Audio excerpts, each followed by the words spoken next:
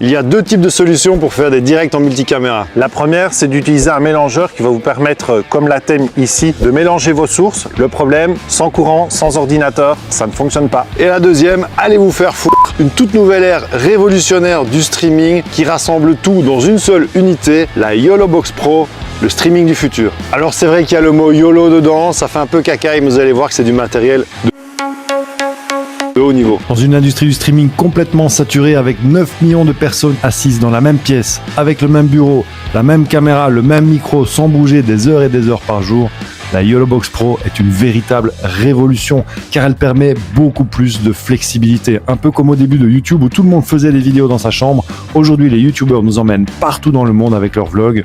Le streaming du futur, ce sera la même chose. La YOLOBOX, c'est pas simplement un mélangeur, c'est une station tout en un sur laquelle vous allez pouvoir tout faire. Brancher vos sources, les contrôler, enregistrer et diffuser sur vos plateformes préférées. Vous n'aurez donc besoin de rien d'autre et vous serez en autonomie complète. Il fonctionne sur batterie, vous pouvez enregistrer vos vidéos d'où vous voulez, comme nous ici, au bord d'un lac. Il y a une entrée pour mettre une carte SIM pour connecter en 4G ou en 5G, ce qui va vous permettre de pouvoir diffuser de n'importe où. Vous l'avez compris, j'ai invité David Mousbois sur la chaîne pour vous faire la présentation de la YOLOBOX Pro, du déballage jusqu'à la diffusion en direct en extérieur. Et vous allez voir que cette petite boîte a tout pour vous surprendre. Et restez bien jusqu'à la fin parce que vous allez pouvoir obtenir des calques transparents que vous allez pouvoir placer et diffuser lors de vos lives en superposition de votre image comme vous le voyez ici. On vous les offre à la fin de la vidéo, mais avant ça, on va d'abord découvrir ce qu'il y a dans la boîte de la YOLOBOX. C'est parti! On va ouvrir la boîte tout simplement. Donc, évidemment, je l'avais déjà ouvert, hein, donc j'ai juste remis. Vous avez la petite protection. Vous avez la YOLOBOX. Je vais y revenir tout de suite. Donc, vous voyez. Hop. Vous avez le Quick Guide qui il n'y a pas plus quick que ce guide-là, d'accord, parce que c'est un QR code et il faut aller chercher l'information. Ensuite, vous avez un câble USB-C, USB-C. Vous avez un câble USB-C, USB classique.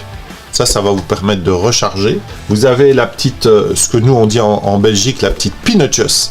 Donc la petite barre qui va vous permettre de faire sortir votre puce 4G de votre téléphone si vous avez ça, ou alors si vous avez un abonnement spécifique. Hein. Et puis vous avez la griffe qui va vous permettre de vous connecter ici et de mettre la YOLOBOX ici en dessous. Ok. Donc voilà. On va donc maintenant s'amuser à tester la machine. Et première chose que j'ai tout de suite remarqué, c'est vous voyez le reflet. Vous voyez le reflet, donc du coup ça c'est pas cool, c'est le côté un peu négatif de ces écrans là, c'est qu'il y a un gros reflet, donc je me dis à tester évidemment, on va aller faire un tour avec, mais je me dis attention, il faudra que l'écran une fois allumé fonctionne bien parce que sinon on aura beaucoup de reflets et dans un environnement contrôlé ça va, mais dans un environnement de live, que ce soit dans un événement ou des choses comme ça peut être compliqué. Donc on va voir ça tout de suite, on va allumer, donc il faut laisser son doigt longtemps, voilà, et on va déposer et voir un peu ce que ça donne. Donc vous voyez le temps de chargement, je ne vous cache rien, je vous montre tout. Donc c'est la marque donc YOLOLIVE, hein, évidemment, et on va aller peut-être même un peu zoomer, voilà, vous mettez ça bien à votre aise, comme ça vous voyez bien.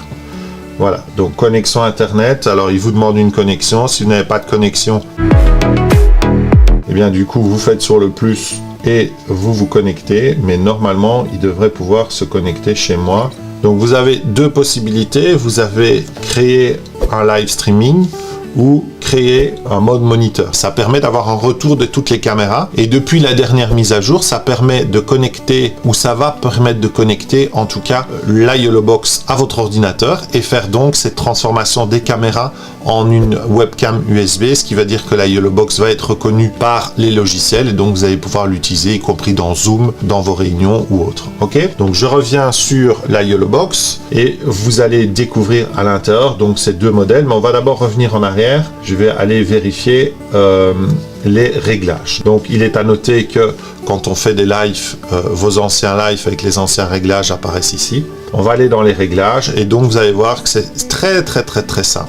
Donc vous avez la possibilité de vous connecter à Facebook, à YouTube, à Twitch et à un serveur de streaming. Donc ça va vous permettre de pouvoir vous connecter à peu près à tout ce qui est possible. Donc on a ensuite le compte, puisqu'il faut se connecter à YOLOBOX. Donc vous voyez qu'Olivier s'était connecté, donc je vais pas cliquer dessus parce que sinon vous allez voir son email, c'est embêtant. Vous avez tout ce qui est en lien avec le firmware du device. Donc là vous voyez exactement où vous en êtes. Donc là c'est les dernières mises à jour. Vous avez les numéros de série.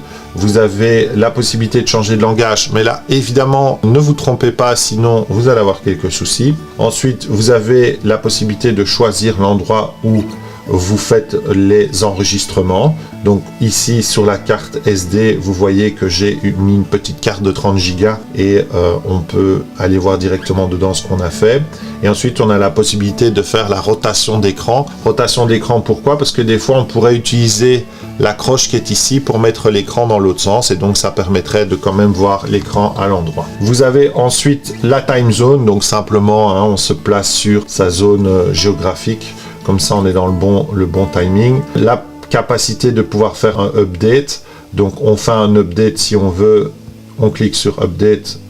Il dit qu'il n'y a rien qui est connecté sur la HDMI, puisque on pouvait le faire par là. Restaurer, évidemment, les réglages de départ et se déconnecter. Et Network Setting, ici, vous avez donc la possibilité de vous connecter en Wi-Fi, de vous connecter avec donc l'Ethernet qui est ici, qui est évidemment la chose à privilégier. C'est d'ailleurs pour ça aussi que c'est très intéressant de se connecter avec le câble et de l'utiliser ici, parce que vous allez avoir vraiment une connexion très stable. Il faut savoir que le Wi-Fi, même un Wi-Fi 5, Wi-Fi 6 c'est déjà beaucoup mieux, mais un Wi-Fi 5 c'est instable. Vous pouvez évidemment vous connecter à un réseau mobile téléphonique. Si vous mettez votre carte ici, vous avez la possibilité de vous connecter. Et puis vous pouvez utiliser un hotspot et éventuellement le Bluetooth, mais ça, je trouve ça très instable, donc je ne ferai jamais un live de cette façon-là.